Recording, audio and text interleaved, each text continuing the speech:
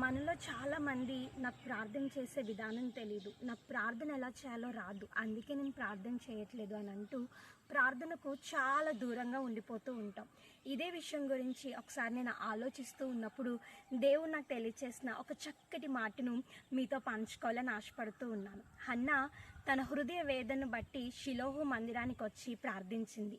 తన ప్రార్థన ఎలా ఉంది అంటే, అక్కడే చాలా సంవత్సరముల నుండి యాజకత్వం చేస్తున్న ఏలి వచ్చి ఆ ప్రార్థనను చూడగానే ఇది ప్రార్థన అయితే కాదు, ఇది ప్రార్థన కాదు, ప్రార్థన కాకుండా ఇది వేరేదేదో ఒక మత్తురాలుగా ఉంది అన్న విధంగా తన ప్రార్థన ఉంది. అంటే హన్నా అప్పటి వరకు అక్కడ ఎలా అయితే అందరూ ప్రార్థన చేస్తూ ఉన్నారో ఆ విధానంలో ప్రార్థించట్లేదు.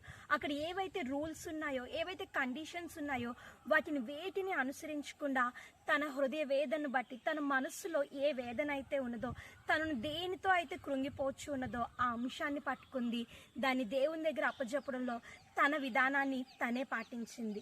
దేవా, నా మనసులో ఇంత వేదన ఉంది, నాకు పిల్లలు కలగట్లేదు అన్న దాన్ని బట్టి నేను ఇంత కృంగిపోతూ ఉన్నాను అని చెప్పి తన యొక్క హృదయ వేదనను తనకు నచ్చినట్లుగా దేవుని ముందు చూపించింది. అంతేనండి ప్రార్థన అంటే. మన జీవితంలో లేదు అంటే మన హృదయంలో ఏది దేవునితో మాట్లాడాలి అని అనుకుంటున్నామో అది చెప్పడమే ప్రార్థన అంటే.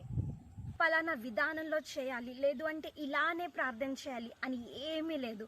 కేవలం మీ హృదయపూర్వకంగా మన మనసులో ఏదుందో అది దేవునికి అప్పగించడమే ప్రార్థన.